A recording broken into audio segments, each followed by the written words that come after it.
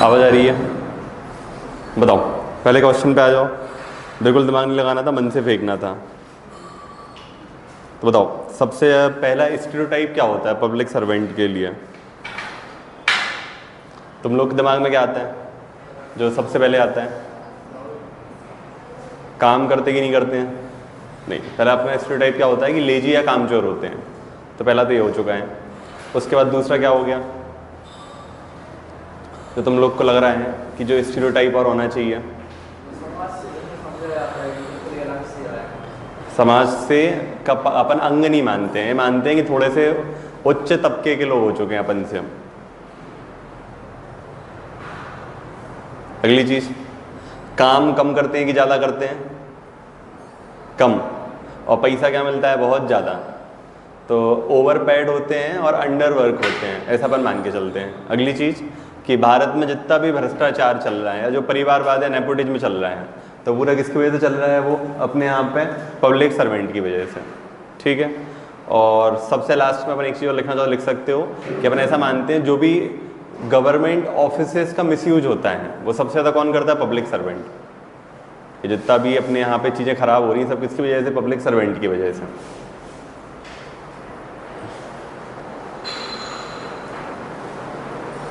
चलो, second question बहुत ही simple है कि निर्णय लेने की प्रक्रिया में वस्तुनिष्ठता क्या होती है? तो सबको पता है ऑब्जेक्टिविटी क्या होती है कि जब भी अपन निर्णय ले रहे हैं ना, तो वो हमारे पर्सनल ओपिनियन के बेसिस पे नहीं होगा। वो किसके बेसिस पे होगा?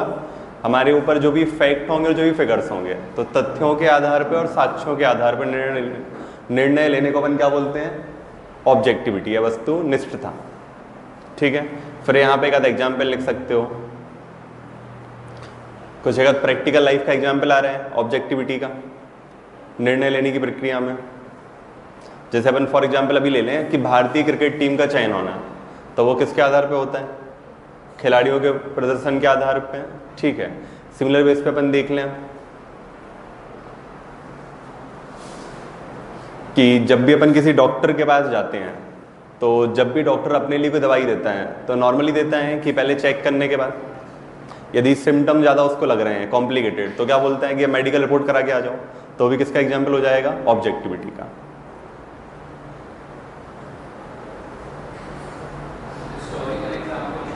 कौन सा? हिस्टोरिकल लिख बिल्कुल लिख सकते हो। गांधी नॉन कॉपरेशन इसलिए बंदी किया था कि चोरा चोरी और हिंसा फैलने लगी थी।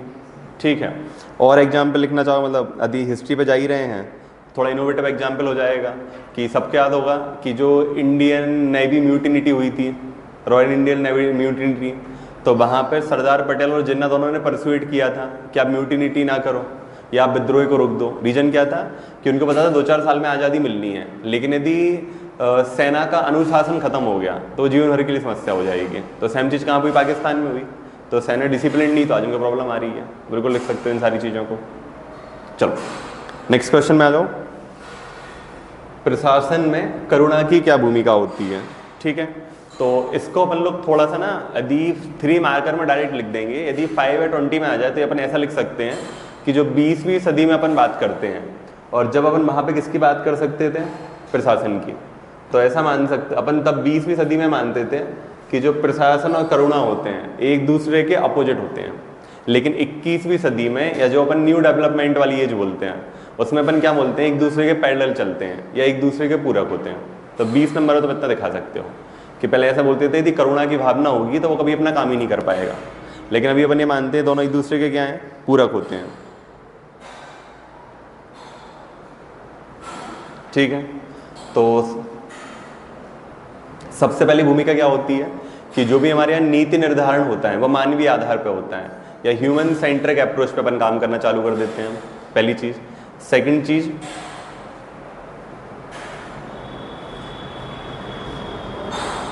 कि जो भी हमारे लिए सुविधाओं की पहुंच बनानी है तो हमेशा उसको समाज के सबसे पिछड़े तबके तक लेके जाते हैं। या हिंदी में लिंक कराना चाहो तो अंत्योदय की फीलिंग लिख सकते हो इसके लिए। अंत्योदय, गांधी जी का सर्वोदय, उसके लिए लिंक करा सकते हो। अगली चीज, दीर्घकालीन लाभ को तरफ लेके जाता है, या लॉन्ग टर्म बेनिफिट हमारे लिए मिलते हैं।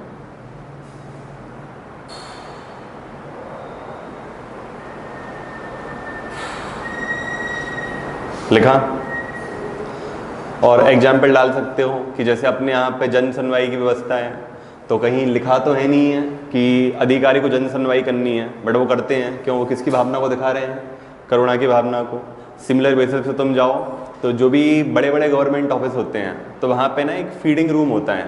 यदि कोई गर्भवती महिलाएं आ रही हैं, मतलब बेसिकली कोई भी ऐसी महिला रही जिसका बच्चा छोटा है, तो बच्चे के लिए भोजन करा पाएँ, तो कहीं नियम कानून में लिखा नहीं है, बट एक इसके एग्जाम्पल हो जाते हैं अपने करुणा की भावना के। सिमिलर बेस पे आप कभी भी किसी गवर्नमेंट ऑफिस में जाओ तो वहाँ पे आपको एक बुजुर्गों के लिए अलग से लाइन लगी मिल जाती है, तो भी किसका एग्जाम्पल हो जाएगा? अपनी करुणा की भावना का।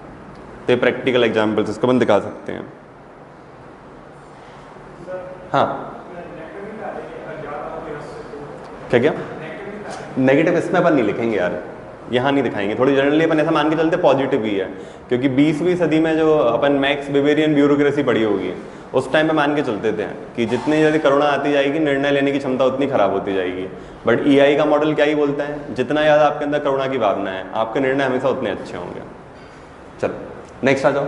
बौद्धिक पाखंड क्या है? सबको ही पता है कि करना कुछ और है, सोच और कुछ रहे और बोल कुछ और रहे हो, तो इसको अपन क्या बोल देते हैं?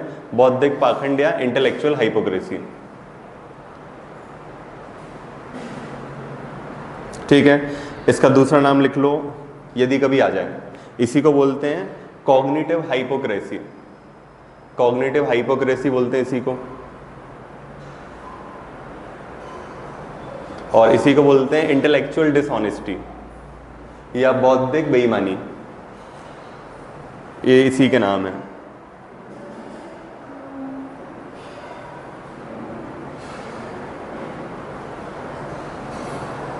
ठीक है, अब इससे होता क्या है कि एक तो व्यक्ति की विश्वसनीयता खत्म हो जाती है, सबसे बड़ी प्रॉब्लम। सेकंड चीज, उस व्यक्ति की सत्यनिष्ठा खत्म हो जाती है, और उसे वही हिंदी में दोगला और इंग्लिश में डबल स्टैंडर्ड व्यक्ति बोलते हैं ऐसे आदमियों को।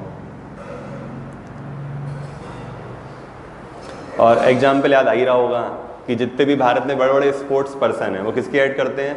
कोल्ड ड्रिंक की। क्या आप मतलब महीने में एक बार शक्कर नहीं खा रहे हैं और यहाँ देश की जनता को 8-8 चम्मच शक्कर पिलाए जा रहे हो? सेकंड चीज़ में, जितने भी अपने बड़े बड़े बॉलीवुड के एक्टर एक्ट्रेस हैं, वो किसके ऐड करते हैं? पर्टिकुलर ब्रांड ऑफ साबुन के, कि साबुन को लगाओ एकदम चमक जाओगे। ठीक है, ऐसा कई बार ट्विटर पर सबने देखा होगा कि वहाँ पे कोई भी बड़ा सा बॉलीवुड का सेलिब्रिटी या कोई भी बड़ा सा आदमी ट्वीट करता है कि ये फ़ोन बहुत ही दमदार है, और नीचे लिखा जाता है ट्वीटेड फ्रॉम माई आईफोन। तो आप खुद सोचो कि तुम जनता से कह रहे हो कि हम एक उसका फ़ोन ले रेडमी का 10,000 रुपये, और खुद ट्वीट मार रहे हो किससे? वहाँ पे आईफोन से। तो ये सब किसका एग्जाम्पल है? इंटेलेक्चुअल हाइपोक्रेसी के। चलो ठीक है। हर्षद मेहता स्कैम, नहीं, वो तो हाइपोक्रेसी कहाँ थी, वो तो बहुत ही इंटेलिजेंट आदमी था, उसमें तो एकदम बढ़िया था, ठोक के बेवकूफ़ बनाया उसने। ऐसा कहाँ? तुम बताओ, यदि किसी ने स्कैम 1992 देखी हो, उसने कहीं भी ऐसा दिखावा नहीं कि वो दिखा रहे मैं बहुत ईमानदारी की ज़िंदगी जी रहा हूँ। वो तो खुद ही बोलता था कि पैसा मेरे लिए खुदा है और पैसे के लिए कहीं भी जा सकता हूँ। ठीक है, परफेक्ट एग्जाम्पल मतलब लिखना मत, आसाराम बापू, उनसे अच्छा कोई एग्जाम्पल है ही नहीं है इंटेलेक्चुअल हाइपोक्रेसी का। दिन भर तुम बता रहे हो कि महिलाओं का सम्मान करना है, बाद में कितने केस पकड़े जा रहे हैं। और इसलिए मत लिखना चेक करने वाला यदि गलती से भक्त हुआ तो तुम अगले साल चेक करा रहे होगे। क्या चुनाव प्रचार के दौरान बिल्कुल बोल सकते हो, बिल्कुल बोल सकते हो, लेकिन मैं वही कह रहा हूँ थोड़े से एक्सट्रीम एग्जाम्पल अवॉइड कर देना। अब नेताओं में किसी को लगेगा कांग्रेस का सपोर्टर है, बीजेपी का सपोर्टर है, तुमने आसाराम बापू लिखे तो उसको लगेगा ये है वो है। अपन तो बढ़िया क्रिकेटर पे डाल दो सब चीज़ें, और नाम वहाँ भी मत लिखना किसी का कि तुम लिख रहे हो कि हार्दिक पांड्या महिला सम्मान का कैंपेन चला रहा है। ठीक है, गुजरात गवर्नमेंट का जो लास्ट ईयर गरबे के ड्यूरेशन में उन्होंने कैंपेन चलाया था कि लड़कियां सुरक्षित रहें, तो उसके ब्रांड एम्बेसडर हार्दिक पांड्या थे। लड़के वैसे ही ट्रोल करे जा रहे हैं कि पांड्या और नारी सुरक्षा क्या बोले अब। चलो नेक्स्ट आ जाओ। प्रबोधक संप्रेषण या परसुएसिव कम्युनिकेशन से आप क्या समझते हैं? ठीक है, तो सबको पता ही है मीनिंग। 2-3 चीज़ें यहाँ पे लिखनी जरूरी है। पहली चीज़ तो ये इस प्रकार का संवाद होता है जो व्यक्ति को या तो इच्छुक कर दे या फिर मजबूर कर दे। तो ध्यान रखना, परसुएसिव कम्युनिकेशन ऐसा नहीं कि हमेशा पॉजिटिव वे में जाए। व्यक्ति को डराना धमकाना भी किसके फॉर्म में आ जाता है? परसुएसिव कम्युनिकेशन के फॉर्म में।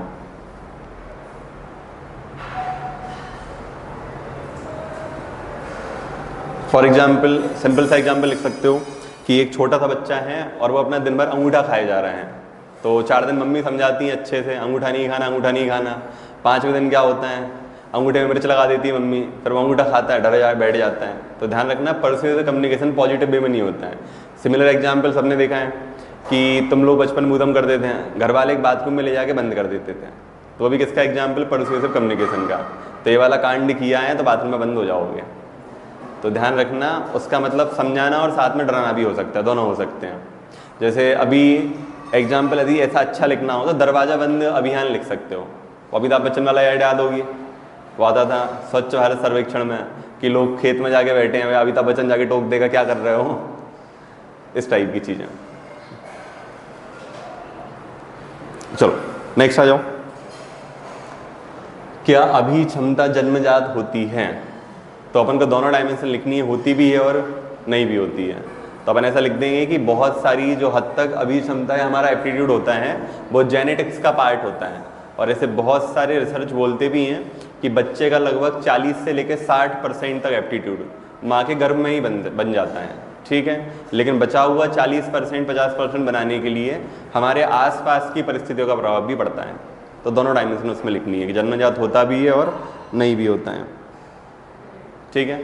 बहुत ही सिंपल एग्जाम्पल ले लो कि यदि किसी के घर में हो, उसके मम्मी पापा दोनों सिंगर हों और बहुत अच्छे सिंगर हैं, तो बच्चे में सिंगर बनने के चांस है कि नहीं है? हैं, लेकिन उस बच्चे को प्रैक्टिस करनी पड़ेगी, ठीक है। सचिन तेंदुलकर कितना अच्छा क्रिकेटर था, तो बच्चे में इनबिल्ट एप्टीट्यूड था कि वो क्रिकेट खेल सकता है, लेकिन उसको मेहनत करनी पड़ रही है। तो दोनों डायमेंशन दिखानी है तुम्हारे लिए। चलो नेक्स्ट आ जाओ। भारतीय संस्कृति में उपयोगितावाद। अब इस क्वेश्चन को ना थोड़ा ध्यान से पढ़ो। यहाँ पे उपयोगितावाद दिया है कि उपभोक्तावाद? अब मुझे लग रहा है 2-4 लोग पक्का उपभोक्तावाद लिखे होंगे जल्दी जल्दी में, ठीक है। बताओ उपयोगितावाद क्या होता है, पहले बता दो। यूटिलिटेरियनिज्म क्या होता है? अपनी आवश्यकता अनुसार कि अधिकतम लोगों की अधिकतम खुशी, अधिकतम लोगों को अधिकतम लाभ पहुंचाना, न्यूनतम हानि करना, ये क्या कहलाता है? उपयोगितावाद। और उपभोक्तावाद क्या बोलता है कि सिर्फ मेरी खुशी, बाकी दुनिया जिए मैंने मतलब नहीं है। तो यहाँ पे उसने ये पूछा है कि भारतीय संस्कृति में उपयोगितावाद को दिखाना है, जहाँ पे अधिकतम लोगों को खुशी मिले और कम से कम लोगों को क्या मिले, दुख मिले। तो बताओ बताओ तुम लोग के हिसाब से कौन कौन से उदाहरण हो रहे हैं अब? चलो बिल्कुल सही हो गया कि सार्वजनिक परिवहन के साधनों का उपयोग करना, उससे क्या होगा, इमिशंस कम होते जाएंगे और अधिकतम लोग एक जगह से दूसरी जगह पहुंच जाएंगे। एक तो हो गया। चलो और कौन सा आ रहा है? पीडीएस सिस्टम हो सकता है, बिल्कुल। उसको पीडीएस के बेसिकली अन्नदान लिख दो यार। अपने यहाँ अन्नदान का कॉन्सेप्ट होता है, हर रिलीजन में होता है कि अपना होता है ना कि गरीबों को खाना बांटना है, लोगों को खाना बांटना है। वो किसका एग्जाम्पल हो जाता है? उपयोगितावाद का।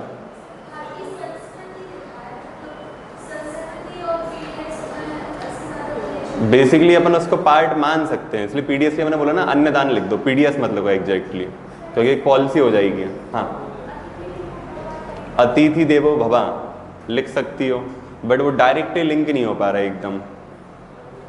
मतलब हाँ, पेड़ लगाना, या घर के आंगन में अपन लोग क्या रखते हैं कि अपने यहाँ जो भी धर्म है, हर किसी में ना एक पेड़ को वो माना गया है, पवित्र माना गया है। सिमिलर बेसिस पे हर किसी धर्म में किसी ना किसी जानवर को पवित्र माना गया है, वो उसके एग्जाम्पल हो जाएंगे कि हम एनिमल कंजर्वेशन की तरफ धीरे धीरे बढ़ते जाते हैं, एक जानवर को बचा के। हाँ, रिलीजियस टॉलरेंस बिल्कुल है,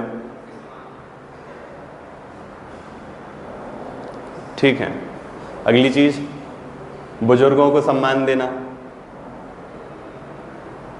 बुजुर्गों को सम्मान देना, तो बेसिकली हम क्या होता है, बुजुर्गों को सम्मान देने, तुम समझो कि जब हम एल्डरली को रिस्पेक्ट देना चालू करते हैं तो धीरे धीरे समझ में आता है कि हर आदमी की एक इक्वल रिस्पेक्ट होती है, तो धीरे धीरे सोसाइटी में सम्मान की भावना बढ़ती जाती है। तो ये उदाहरण हो सकते हैं तुम्हारे। चलो एक एग्जाम्पल और अभी तुम्हें क्लास में भी दिख रहा है अपन सबके बीच में, उपयोगितावाद का उदाहरण भारतीय संस्कृति में। तो बताओ अपने यहाँ जो एजुकेशन थी तो वो फ्री थी कि पैसे वाली थी? फ्री थी। अभी भी सरकार आईटीआई रखे हैं, वो भी किसका एग्जाम्पल है? फ्री एजुकेशन का। तो वो भी किसका एग्जाम्पल हमारे यहाँ पे उपयोगितावाद का, कि हम चाहते हैं अधिकतम लोगों तक शिक्षा का लाभ पहुंचे। ठीक है, चलो ऐसे इन जनरल पूछ रहा हूँ तुम लोग से, तुम किसी बड़ी सी किताब की फोटोकॉपी करवा रहे हो पढ़ने के लिए, तो तुम पे कॉपीराइट का केस बन सकता है कि नहीं बन सकता है? हाँ, अच्छा याद है, इसको केस पता है, हाँ बताओ।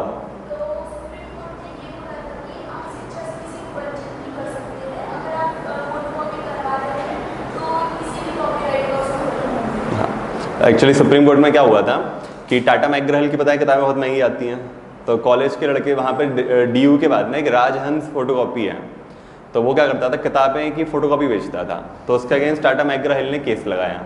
जब वो सुप्रीम कोर्ट में केस गया ना, तो सुप्रीम कोर्ट ने ये बोला था कि एक फोटोकॉपी की कॉस्ट कितने रुपए आ रही है, 50 पैसे, और वो 400 पेज की किताब की फोटोकॉपी कितने रुपए बेच रहे हैं, तो वो आदमी प्रॉफिट नहीं कमा रहा है, वो अपनी कॉस्ट टू कॉस्ट में बेच रहा है, लोगों की मदद करने के लिए या बच्चों को पढ़ने के लिए, तो यहाँ पे कॉपीराइट का केस नहीं बनेगा।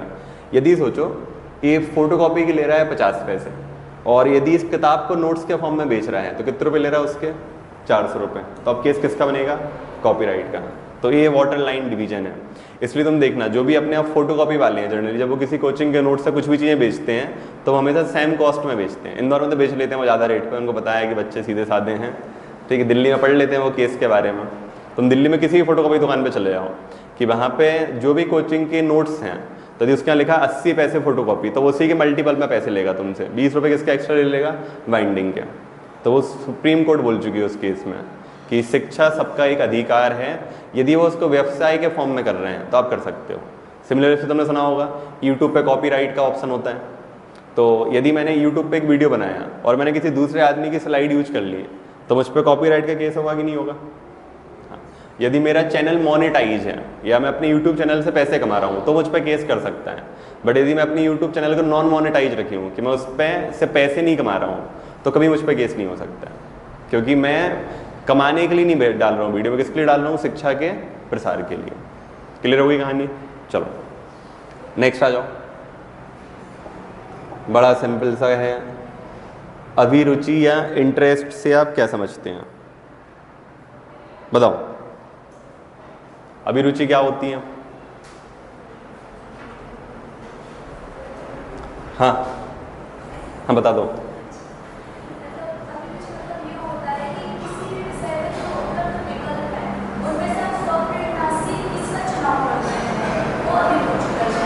ठीक है, मतलब सही बता दिया आप, उसमें क्या ही बताएं। चलो और कोई थोड़ा बहुत ऐड ऑन करना चाहें?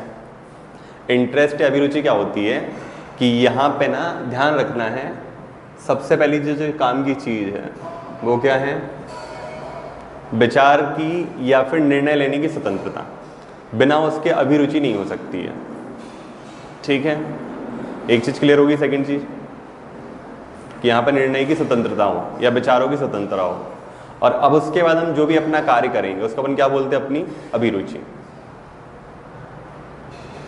चलो घर पे गए हो और खाने में मिल रही है दाल और रोटी, तो अब अभिरुचि मानी जाएगी नहीं मानी जाएगी?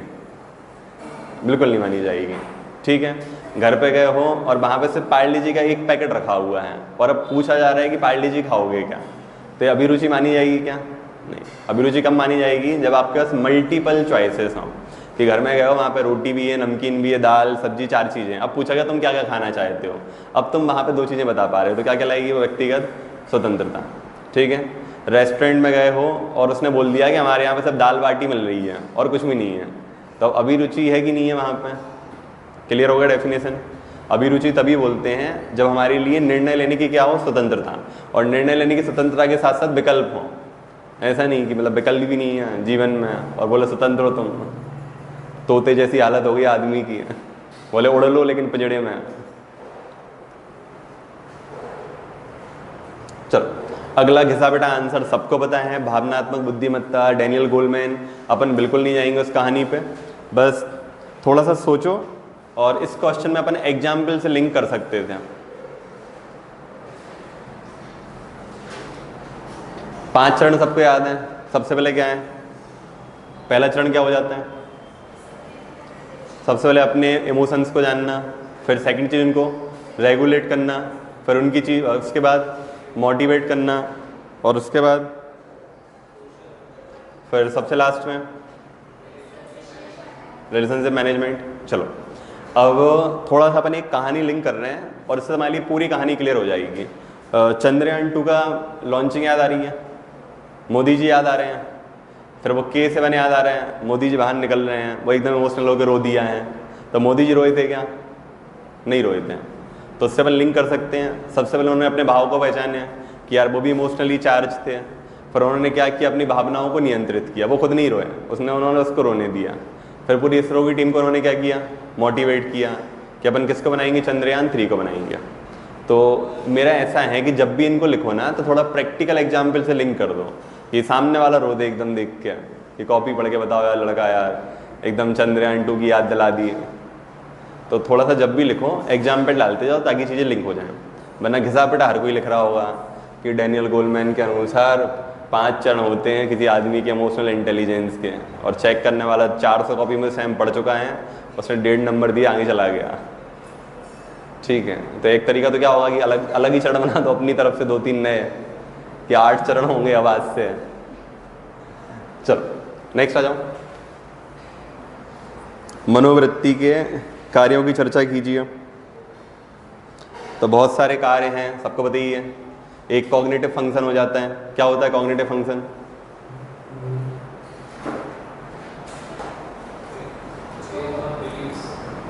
ठीक है, चलो सेकंड फंक्शन कौन सा हो जाएगा? उपयोगितावादी हो गया। ठीक है, अगला सामाजिक, अगला व्यवहारिक। ठीक है, अगला अपन सबका फेवरेट ईगो डिफेंसिव फंक्शन।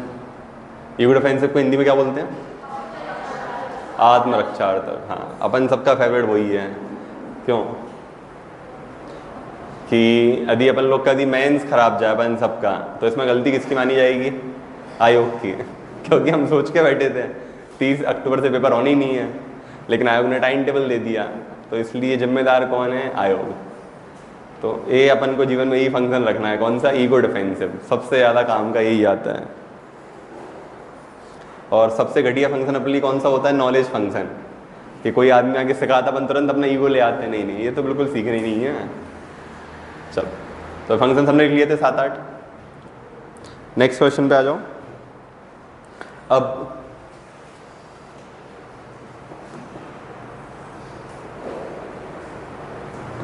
एक सिविल सेवक को पूर्वाग्रह से रहित क्यों होना चाहिए? तो जब भी ऐसे क्वेश्चन आए ना, तो एक लाइन में पहले डेफिनेशन लिख दो पूर्वाग्रह होते क्या हैं, ताकि आदमी को क्लियर हो जाए कि तुम क्या बताना चाह रहे हो। कि क्या हो सकता है तुम्हारी तरह से वो अलग चीज़ हो, उसके लिए अलग हो, तो उसको लिंक ना हो पाए तुरंत। तो पहले तो डेफिनेशन डाल दो सबसे पहले एक लाइन में। बताओ अब पूर्वाग्रह से रहित क्यों होना चाहिए? सबसे पहले क्या है, क्यों जरूरी है?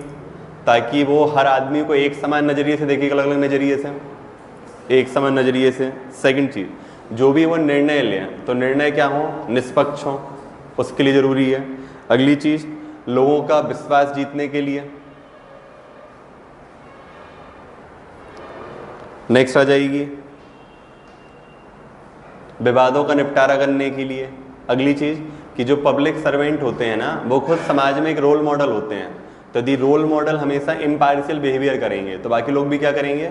उसी के हिसाब से बर्ताव करेंगे, वरना लोग भी उनको देख के ये सारी चीजें सीखेंगे। अगली चीज, आर्टिकल 21 से लिंक कर दो कि भारत में सबसे ज़्यादा जरूरी चीज़ क्या है? जीवन की स्वतंत्रता। और यदि इनके निर्णय स्वतंत्र नहीं है तो व्यक्तियों के अधिकारों की स्वतंत्र रक्षा हो पाएगी क्या? नहीं। तो प्रोटेक्शन ऑफ ह्यूमन राइट या फंडामेंटल राइट लिख सकते हो। अगला नेक्स्ट, भ्रष्टाचार के या जो भी कार्यालयीन पद के दुरुपयोग के मामले हैं वो कम से कम होते जाएंगे। और सबसे अच्छा फंक्शन क्या है कि उसके खुद के व्यक्तिगत लाभ या प्रमोशन के लिए, कि यदि वो अच्छा काम करेगा तो फ्यूचर में ऑटोमेटिकली उसके साथ भी चीज़ें अच्छी होंगी।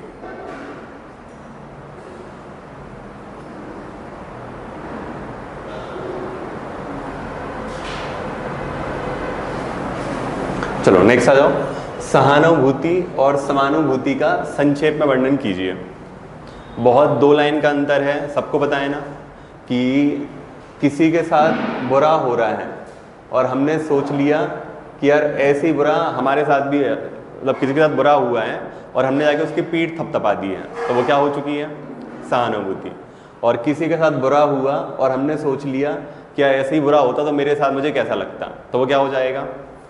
समानुभूति। बस इतना सा 2 लाइन का डिफरेंस है, और इनको एग्जाम्पल से लिंक कर सकते हो, बिल्कुल सिंपल एग्जाम्पल से। ठीक है, बताओ, जब भी दोस्त का सिलेक्शन नहीं होता है एग्जाम में, तो सहानुभूति आती है कि समानुभूति? क्या आती है? समानुभूति आती है। अपन भी रख के देखते हैं, अरे यार इसका नहीं, यदि मेरा भी नहीं होगा तो क्या होगा। ठीक है, लेकिन जब भी दोस्त का सिलेक्शन होता है तो तब क्या आती है? समानुभूति बिल्कुल नहीं आती। अगले साल मेरा होगा ऐसा लग रहा होगा, तब क्या आती है? सहानुभूति। ओ ऐसे ही हो गया, पढ़ता पढ़ता कुछ था नहीं, तो किस्मत अच्छी थी इसलिए इस बार निकल गया, अगली बार देखते क्या होगा। फिर जाके बोलेंगे अरे भाई तुम तो बहुत ही मेहनत कर रहे थे, तुम्हारा होना था। तो समझ में आ गया अंतर किस बात का है? अब लेकिन ऐसे एग्जाम्पल मत लिखना, एग्जाम्पल ऐसे लिखना थोड़ा सा एडमिनिस्ट्रेशन के नज़रिए से। ठीक है, कि फॉर एग्जाम्पल रोड चलते हुए कोई आदमी जा रहे हैं, उसका एक्सीडेंट हो गया है, तो हमें क्या आती है? सहानुभूति की समानुभूति? समानुभूति। कोई नहीं सोचता है, आज तक होता है क्या? तुमने देखा एक ट्रक ने मार दिया, तुम सोचा मैं भी गाड़ी से जाऊँगा ट्रक मार के चला जाएगा? बिल्कुल नहीं आता है। तो एक्सीडेंट के केस में अपने लिए क्या आती है? सहानुभूति, उसके लिए कि हाँ गलत हुआ बेचारे के साथ, ऐसा नहीं होना चाहिए था। ठीक है, लेकिन यदि किसी आदमी का ट्रैफिक चालान कट जाए तो क्या आएगी? सहानुभूति की समानुभूति?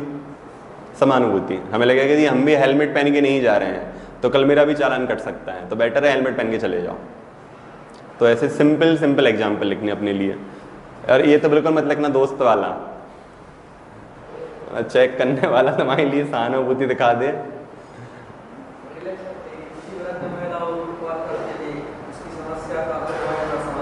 हाँ, और उसको हाथ पकड़ के क्रॉस करा देना, समानुभूति है, बिल्कुल लिख सकते हो। और लिखना हो तो ऐसा लिख देना, उस महिला को घर तक छोड़ाना, अपनी गाड़ी से करुणा हो जाती है। ठीक है, तो एकदम उसके लिए तीनों चीजें क्लियर हो गई। चलो नेक्स्ट आ जाओ। प्रशासनिक विवेक से आप क्या समझते हैं? यह निर्णय की प्रक्रिया में कैसे सहायता करते हैं? तो बताओ, एडमिनिस्ट्रेटिव डिस्क्रिशन क्या होते हैं? पहली चीज तो वहां पे विवेक है, डिस्क्रिशन लिखा है, तो ये नियम कानून संबद्ध होते हैं कि नियम कानून से लिंक नहीं होते हैं? ध्यान रखना, जब भी लिखा है प्रशासनिक विवेक है डिस्क्रिशन, तो वो हमेशा नियम कानून के अनुसार होगा, बिना नियम कानून के अनुसार नहीं होगा।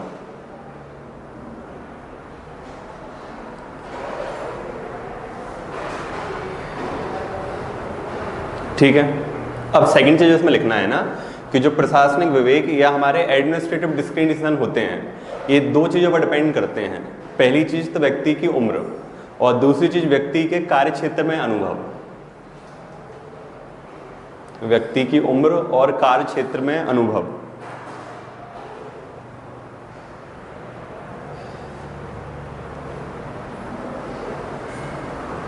अपन प्रैक्टिकल बेस पे लिंक करते हैं। अब तुम सोचो यार कि जस्ट तुम्हारी पहली पोस्टिंग हुई है एक डीएसपी के रूप में, ठीक है, और तुमने वहाँ पे देखा है कि सामने एक नेताजी का बेटा आया है और वो तुम्हारी गाड़ी में उसने टक्कर मार दी है और हल्की सी टक्कर लगी है, और तुम्हारी डीएसपी की आज ही ज्वाइनिंग है, या तुम अभी 2-4 दिन पहले भर्ती होके आया हो, तो अब तुम क्या कर रहे होगे इस केस में? उसको गाड़ी से बाहर निकालोगे, 4 थप्पड़ मारोगे, फिर थाने ले जाके बैठा दोगे, क्योंकि तुम्हारे अधिकारी बने हो, डीएसपी हो तुम। तो ये तुमने क्यों किया है? क्योंकि उम्र भी अभी क्या है, कम है, और प्रशासनिक अनुभव क्या है, बहुत कम है, तुम्हारा एक्शन ही होगा। ठीक है, अब लेकिन यदि कोई 25-50 साल पुराना है, मतलब जिसकी 50 की एज हो गई और 20 साल से काम कर रहा है, वो क्या कहेगा? उसको समझाएगा, अरे बेटा ऐसी गलतियां नहीं करते हैं, देखो पापा जी नाराज होंगे पता चलेगा। तो प्रशासनिक डिस्क्रिशन बेसिकली क्या है कि हमारे लिए नियम के अनुसार कार्य करना है, लेकिन हर नियम में ना एक शिथिलता होती है, एक फ्लेक्सिबिलिटी होती है, तो उसको मैं अप्लाई कर लेना है। कि for example motor vehicle act ये बोलता है यदि कोई बिना हेलमेट के जा रहा है तो उसमें फ़ाइन 500 रुपये से लेकर 2000 रुपये तक हो सकता है। तो आप चाहो तो 500 भी लगा सकते हो, चाहो तो कितने रुपये लगा सकते हो? 2000 रुपये। तो एक इसका एग्जाम्पल हो जाएगा डिस्क्रिशन का। सेकेंड एग्जाम्पल ले लो कि यदि कोई आदमी, ठीक है, अपने यहाँ पे टैक्स को पे नहीं कर रहा है, ठीक है, या किसी ने इलीगल घर बना लिया है, तो उसके बाद आपका दो ऑप्शन रहते हैं। पहला ऑप्शन क्या है, जेसीबी ले जाके घर तोड़ दो। सेकंड ऑप्शन क्या है कि आप उस पर पेनल्टी लगा दो और वो पैसा सरकार के पास जमा करवा दो पेनल्टी के फॉर्म में। तो अब जो भी आप ऑप्शन चूज करोगे वो किसका एग्जाम्पल हो जाएगा, आपका प्रशासनिक डिस्क्रिशन या प्रशासनिक विवेक का। तो ये इसका सिंपल सा एग्जाम्पल हो गया।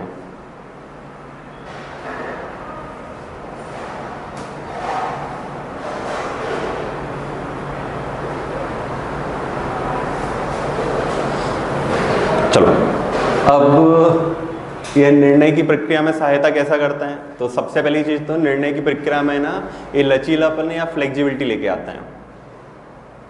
लचीलापन या फ्लेक्सिबिलिटी लेके आता है सबसे पहली चीज तो। सेकंड चीज, ये ना हमारे धीरे धीरे अनुभव को बढ़ाता है या हमें एक्सपर्ट बनाता जाता है।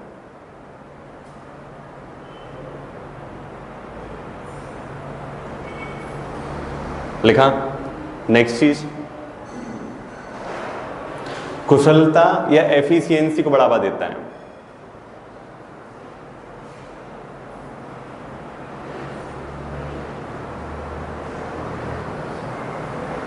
लिखा।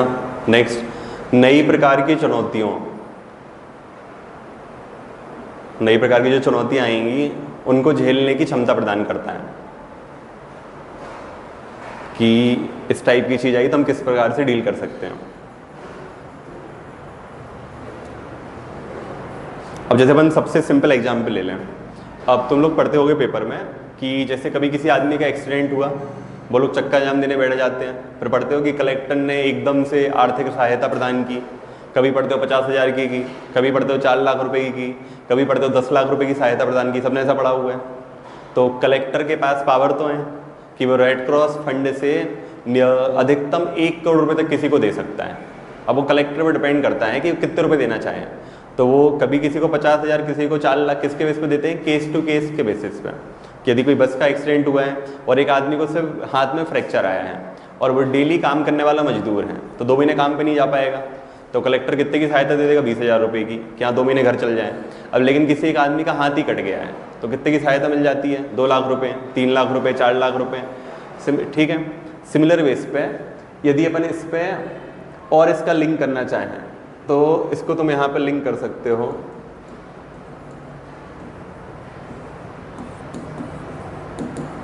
इंश्योरेंस क्लेम से, कि जो सबसे ज़्यादा डिस्क्रिशन इंडिया में चलता है वो कहाँ पे चलता है, इंश्योरेंस क्लेम पे। अब अपन एक सिंपल सा एग्जांपल समझते हैं कि कोई भी एक आदमी जा रहा है और उसका बस से एक्सीडेंट हो गया है और उस आदमी की डेथ हो गई है, और हम मान के चल रहे हैं उस आदमी की एज कितने साल की है, 30 साल की।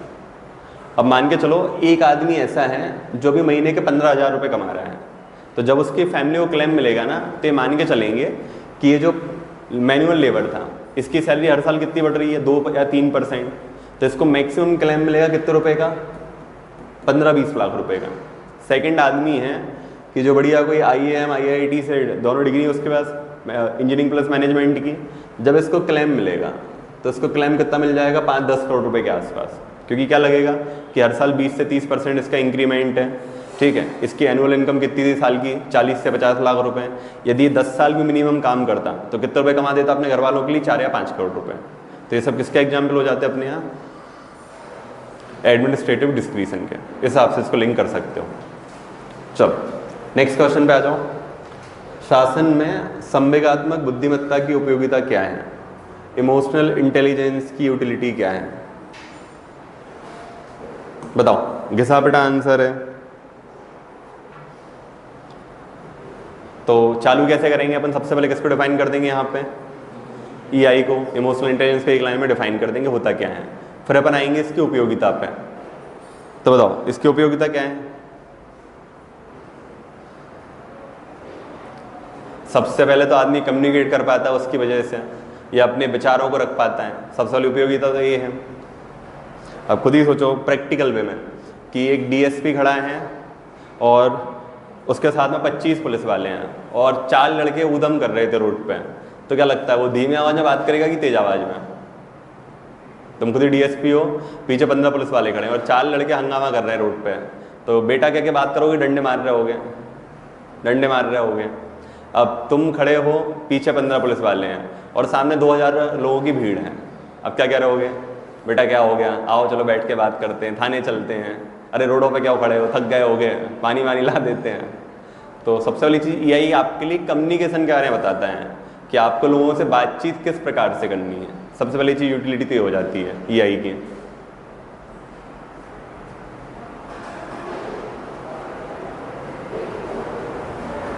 सेकंड चीज, EI ना टाइम मैनेजमेंट में हेल्प करती है आपके,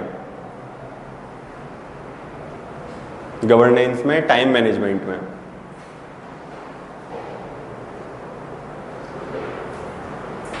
अब टाइम मैनेजमेंट में हेल्प कैसे करती है, खुद ही सोचो कि तुम्हारे पास 2 कॉल आए हैं और 2 जगह पे आग लग चुकी है।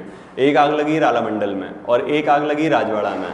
तो तुम पहले फायर ब्रिगेड को कहाँ पहुँचाओगे, राजवाड़ा। क्यों, तुम्हें ये पता है कि वहाँ पे ना जनता ज़्यादा की हानि हो सकती है, जबकि हो सकता है कि फायर स्टेशन राला मंडल से 3 किलोमीटर हो, जबकि राजवाड़ा से राजवाड़ा से 20 किलोमीटर दूर हो। बट EI तुमसे क्या बोलेगी कि पहले मैं देखना है ज़्यादा हानि कहाँ पे हो सकती है। ये नहीं देखेंगे कि पेड़ भी आखिर जीवन के पार्ट होते हैं, वहाँ जानवर भी हैं, वो भी मर सकते हैं। तो इतना आदमी ये सब कौन सिखाता अपने लिए, EI। चलो 2 चीज़ हो गई। अगली चीज़ EI कैसे हेल्प करता है बताओ।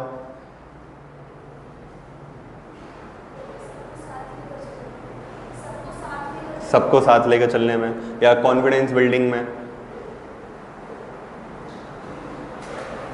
अगली चीज विवादों के निपटारों में सबसे ज्यादा EI के रोल होता है।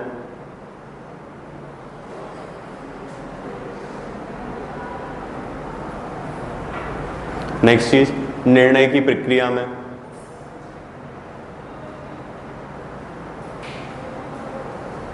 नेक्स्ट जनता से जुड़े मुद्दों की चर्चा करने में, कि जो भी फीडबैक मैकेनिज्म होती है वो पूरी अपनी इमोशनल इंटेलिजेंस पे बेस्ड होती है।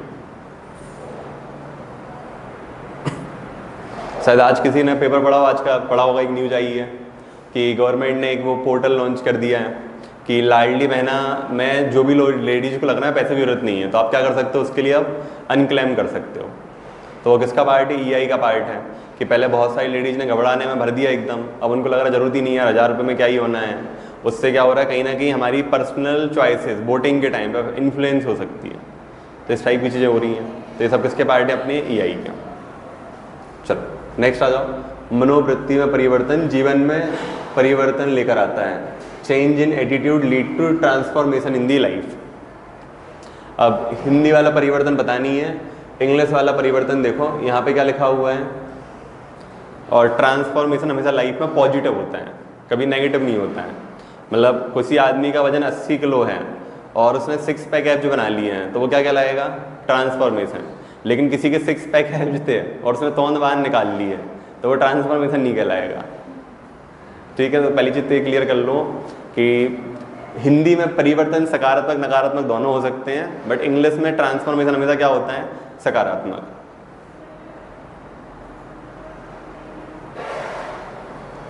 लिखा, चलो।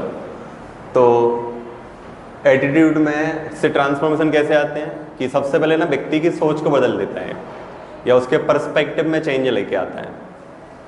सेकंड चीज उसके बिहेवियर और व्यवहार में परिवर्तन को लेके आता है।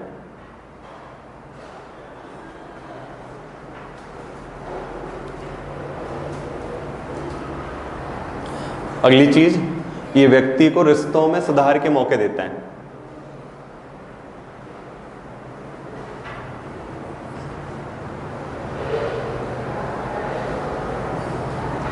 लिखा।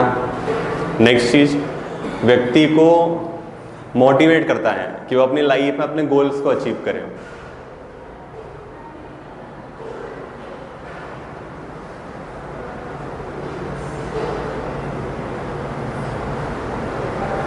और सबसे लास्ट में जीवन में संतुष्टि की तरफ लेके जाता है आदमी को, क्योंकि अपन हमेशा वही ट्रांसफॉर्म लेके आते हैं या वही परिवर्तन लेके आना चाहते हैं कि जो हमारे लिए वांछनीय हो सबसे ज़्यादा जीवन में।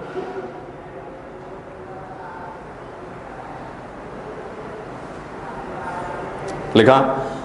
अब यहाँ पे एक चीज़ ध्यान रखना, यदि 20 नंबर के हिसाब से कभी ऐसी चीज़ मिल जाए तो मनोवृत्ति में परिवर्तन करना आसान होता है कि बहुत कठिन होता है? बहुत कठिन होता है। ठीक है, मनोवृत्ति को बदलना बिल्कुल आसान काम नहीं है। रीजन क्या होता है कि वहाँ पे अपन लिख सकते हो, फिर तुम सॉक्रेट्स को लिंक कर सकते हो ऐसे आंसर में कि सॉक्रेट्स ने बोला है कि जो इंसान होता है तो उसके अंदर दो प्रकार की मनोवृत्ति पाई जाती है। तो एक होती है किसकी और दूसरी किसकी होती है? पिग की। तो हर आदमी के अंदर दो लोग मिलते हैं, एक शेर मिलता है और दूसरा क्या मिलता है? सुअर। तो उसने बोला है कि आदमी जो बनना चाहता है वो बनना क्या चाहता है, लेकिन उसका अंत किस में हो जाता है? अब उसने सिंपल सा एग्जाम्पल ये दिया है कि उसने इसलिए लिंक किया है कि जैसे शेर जो है या सिंह होता है तो वो पता होगा ना डेली शिकार नहीं करता है, वो 15-20 दिन में या हफ्ते 10 दिन में एक बार शिकार करेगा और खाएगा, और उतना ही खाएगा जितनी उसको ज़रूरत है, और बाकी छोड़ के आगे बढ़ जाएगा। लेकिन उसने बोला सुअर जो है उसका कभी पेट ही नहीं भर सकता, उसको जितना खिलाओ वो उतना खाता जाएगा।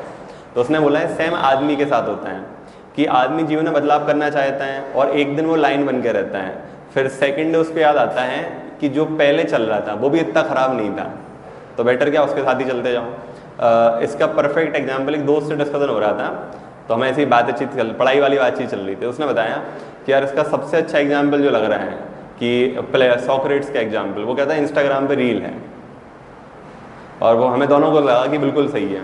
बोला जो भी आदमी रील देख रहा है ना उससे तुम पूछो, बता वो क्या बोलता है, बस ये 2 मिनट आखिरी रील देखूंगा, आज के बाद रील देखना बंद कर दूंगा। और फिर वो क्या सोचता है, अब नहीं देखूंगा, फिर फ़ोन रख देगा, फिर फ़ोन उठा के क्या कहेगा, 2 मिनट और देख लेता हूँ क्या ही जाएगा। ठीक है, पर ऐसे हमने 5-6 लोगों पर एक सर्वे किया इंटरनल दोस्तों पर, तो उनसे पूछा तुम रील देखने के लिए क्या करते हो, तो एक ने बताया कि जैसे वो रात को जब 11 बजे सोने जाता है 10:50 पे, तो ये सोचता है कि वो 11 बजे तक रील देखेगा, फिर आज के बाद रील नहीं देखेगा। फिर रील देखते देखते कितने बज जाते हैं, 11:01। फिर वो फ्रेंड क्या लेता है, 1 मिनट तो ज़्यादा हो ही गया है, तो मैं 4 मिनट और देखूंगा, तो 11:05 तक देखूंगा।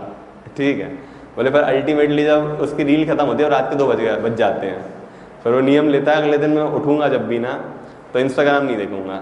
लेकिन जैसे ही सबसे पहले सो के उठता है फिर क्या खोलता है, इंस्टाग्राम।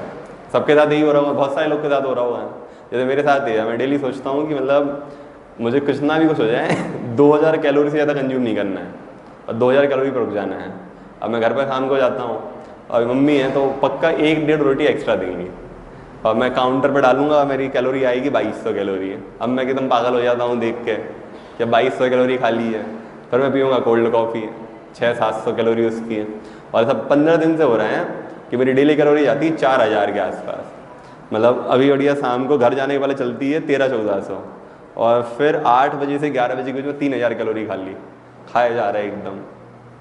तो बनना अपन सबके लिए क्या है, लाइन, लेकिन ख़त्म ज़िंदगी किसको हो जाती है, पिक्स पे।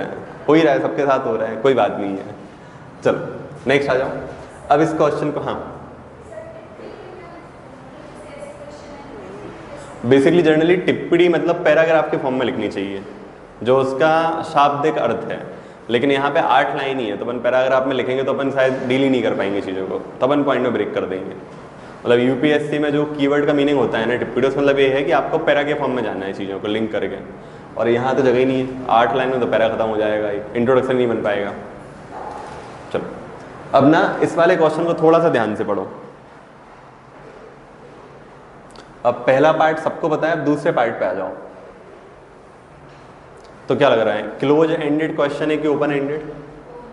ओपन एंडेड बाउंसर था, तो जितनी डिटेल फेंक सकते हो ना इसमें उतनी डिटेल फेंकनी है अपने लिए।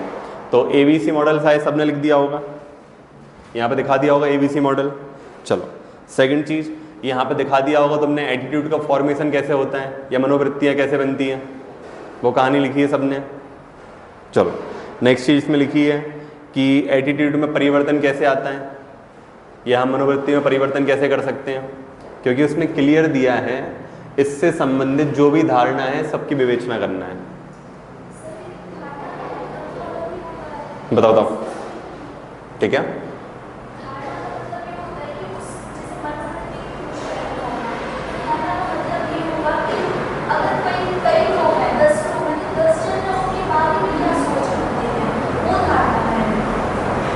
तुमने अलग वे में उसको ओपन कर लिया क्वेश्चन को, फिर से पढ़ो।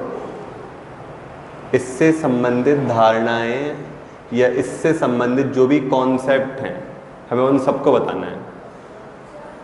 तुम्हारा जो धारणा कहना चाह रही है ना, तुम्हारा पर्सपेक्टिव ऐसा कि तुम ये कह रही कि 3 लोग हैं, वो इसके बारे में ये सोचता है, अगला आदमी इसके बारे में सोचता है, अगला आदमी इसके बारे में सोचता है, ठीक है।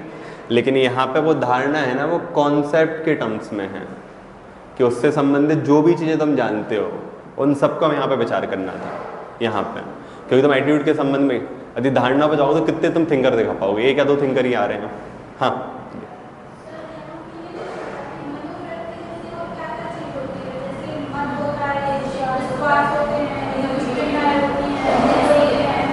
जोड़ सकती हो, मतलब बुराई नहीं है उसमें भी।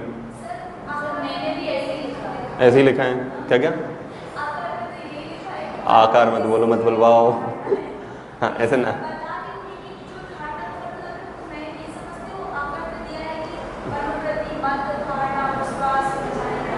उसके नोट्स में मतलब जो भी नाम तुमने लिया है उसमें मैंने एक चीज़ पढ़ी थी और किसी ने दिखाया था कि जो चीज़ लाइफ में कभी नेगेटिव नहीं हो सकती उनने उसको भी नेगेटिव लिखा हुआ है, ठीक है।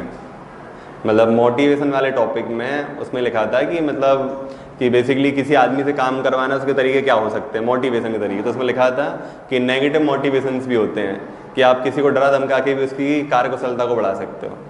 जबकि लॉजिकल में तुम बताओ यार कि तुम्हारे सिर पे कोई कनपट्टी बंदूक रख दे और बोले अब अच्छा आंसर लिखो, तो कई बार हो जाता है, मतलब वो थोड़ा कॉपी पेस्ट वाला हो जाता है। मतलब मैं भी विकिपीडिया से छापूंगा तो मैं वैसे ही छाप दूंगा कुछ भी, ठीक है। तो ये ओपन एंडेड था मेरे हिसाब से। तो जितना ज़्यादा तुम इसमें चीज़ें लिखोगे उतना तुम्हारे लिए बाउंसर वाली चीज़ है, क्योंकि 20 नंबर पे हो, फिर वो पर्टिकुलर चीज़ पे जाओगे तो हर कोई वो लिख रहा होगा, हर कोई वही लिख रहा है तो नंबर वही 7-8 पकड़ा देगा।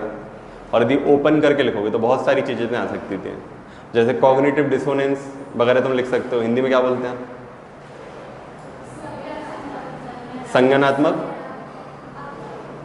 डिसोनेंस, विसंगति, हाँ वो सब चीज़ें इसमें लिख सकते थे, क्योंकि ओपन एंडेड क्वेश्चन आ रहा था ये सामने। तो जितनी इन्फॉर्मेशन देते हमारे लिए फ़ायदा था इसमें।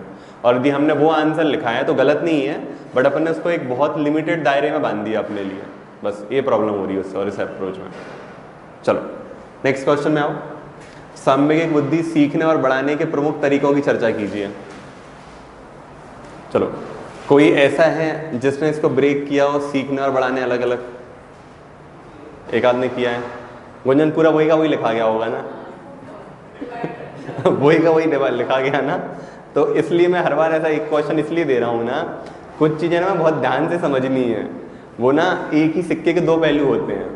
तो मैं यदि सीखना लिखा होगा तो मैंने बहुत सारे पॉइंट लिखे होंगे, जब तुम बढ़ाने पर गई तो समझ में आएगा कुछ नहीं बढ़ रहा है, जो लिखा है वही का वही लिखना है। तो ध्यान रखो, जब भी क्वेश्चन आए थोड़ा सा ध्यान से पढ़ लो और 2-3-4 बार पढ़ लो, क्योंकि कई बार ना वो एक ही चीज़ को 2 अलग शब्दों के फॉर्म में पूछ लेते हैं।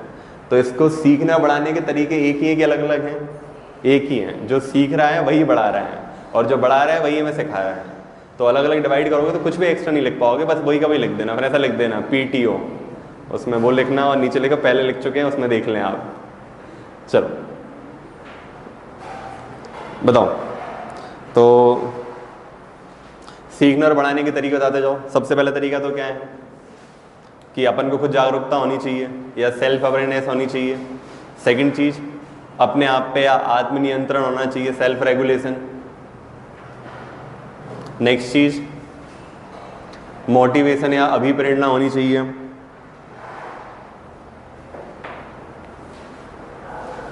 अगली चीज़, हमें लोगों से समय समय पे फीडबैक लेने चाहिए कि हम में वो वांछित परिवर्तन आ रहे हैं कि नहीं आ रहे हैं।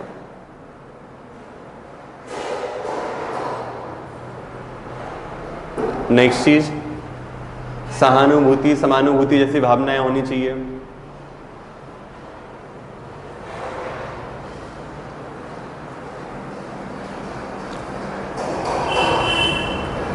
अगली चीज़, हमारे आसपास रोल मॉडल्स होने चाहिए।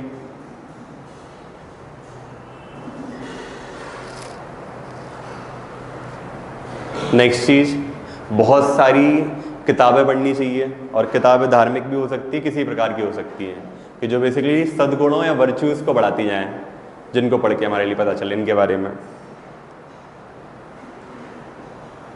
लिखा। नेक्स्ट चीज़, इसका नियमित रूप से अभ्यास करना चाहिए। नियमित रूप से अभ्यास करना चाहिए। अगली चीज, जरूरत पड़ने पे किसी हम वरिष्ठ व्यक्ति का परामर्श और मदद भी ले सकते हैं।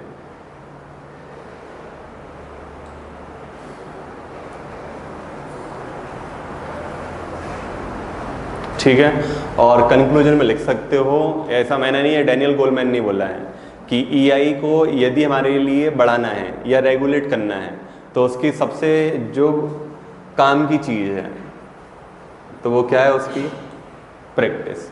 तो जितना आप अभ्यास करते जाओगे उतना ज़्यादा ईआई आपका बढ़ता जाता है।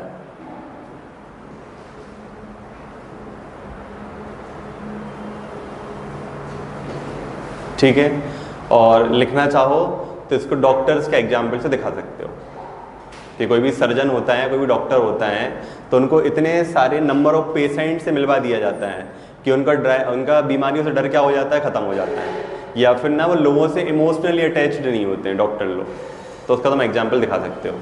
इसलिए देखा होगा कि जो भी डॉक्टर लोग रहती हैं सबसे ज़्यादा इंटर्नशिप उनकी चलती है। यदि तुम किसी सर्जन की बात करो तो सर्जन की इंटर्नशिप भी लगभग 1.5 साल चल जाती है।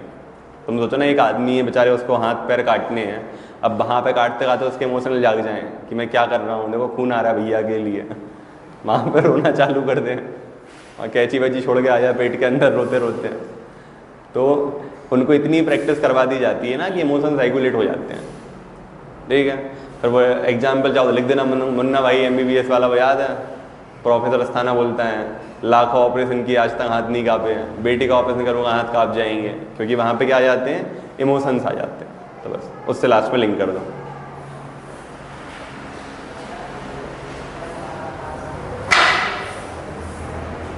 चलो नेक्स्ट, लोक सेवा हेतु आधारभूत मूल्यों पर प्रकाश डालिए, कोर वैल्यूज पे। तो पहले तो कोटेशन लिख लो सरदार वल्लभ भाई पटेल का।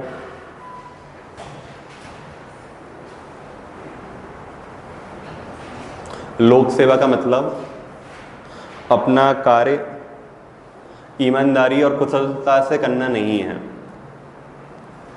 लोक सेवा का मतलब अपना कार्य ईमानदारी और कुशलता से करना नहीं है, ऐसा नॉनिवल भी आगे और है, बल्कि अपने आप को व्यक्तियों और राष्ट्र के लिए समर्पित कर देना है।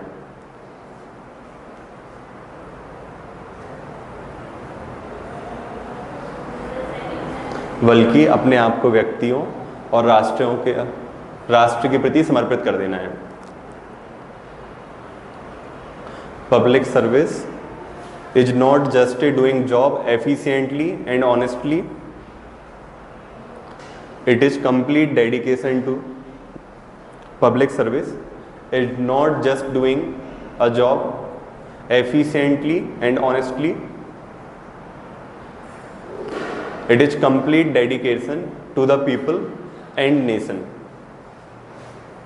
it is complete dedication to people and nation।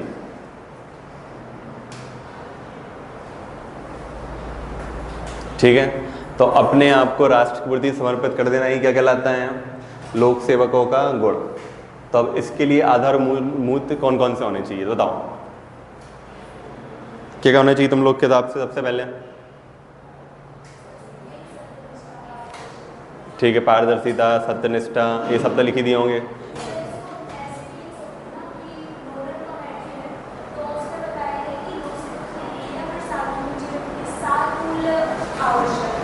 ठीक है,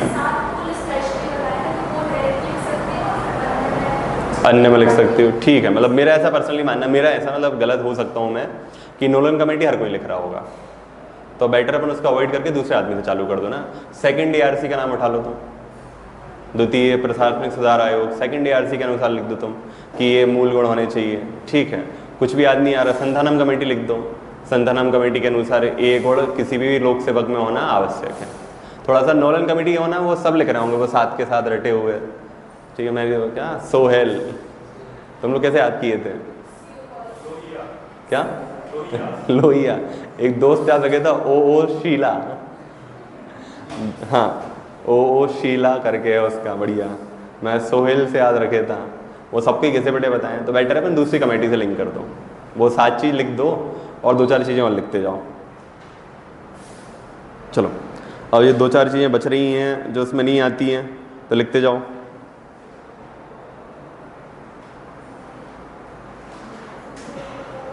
लिख लो पहले एडाप्टिबिलिटी। एडाप्टिबिलिटी को क्या बोलते हैं अपन लोग? एक जगह पे जाकर उसके अनुसार ढल जाना। अनुकूलन, अंगीकार, हाँ अंगीकार। अनुकूलन तो अच्छा वो हो गया, वो अपना वो साइंस वाला डार्विन की थ्योरी ना, एडाप्टिबिलिटी वो। अंगीकार, ठीक है। अगली चीज सकारात्मक नजरिया।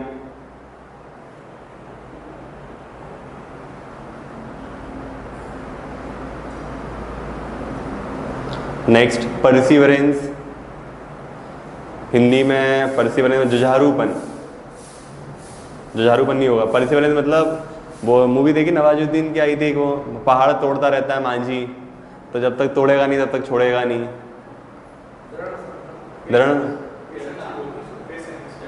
नहीं, परसिवरेंस कहलाता है। पेशेंस तो मतलब वो लगे हो बस ठीक है, पता है होना नहीं फिर भी लगे हो। परसिवरेंस मतलब करके ही छोड़ना है। हठ धर्मिता, दृढ़ता, दृढ़ता, कर्तव्य परायणता, दृढ़ता, सब लिख लो। लिखा? चलो 2 गुण और बचे लास्ट, अगला लिख लो।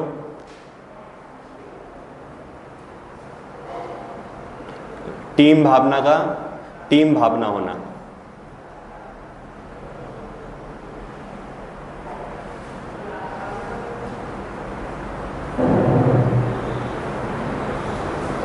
लिखा?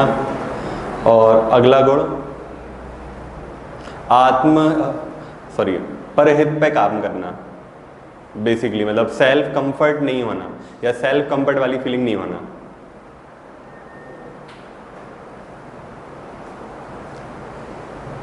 लिखा?